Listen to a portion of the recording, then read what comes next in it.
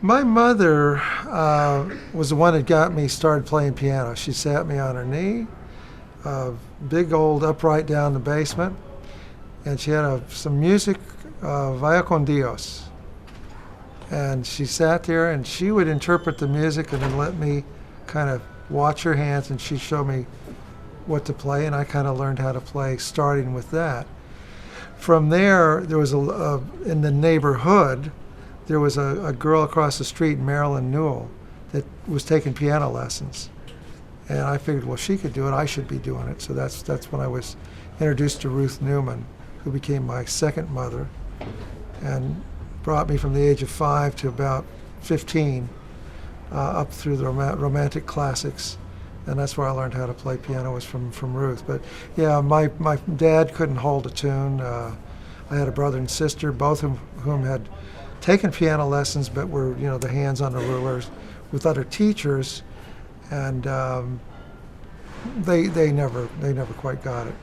There was the first 3 notes, C, D, E, and there's these little men with little, almost Chinese hats, and they're like rolling these notes out on these wheelbarrows, and it was magic.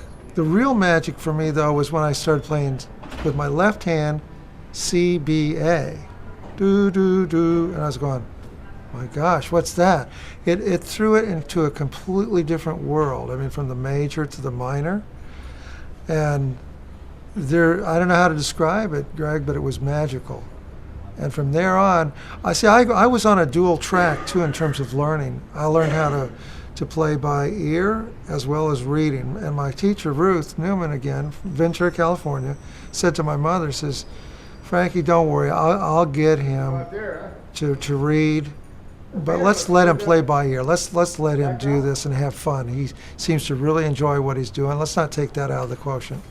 She was very smart. I was one of the first people that I heard of where a teacher would actually let you do that too.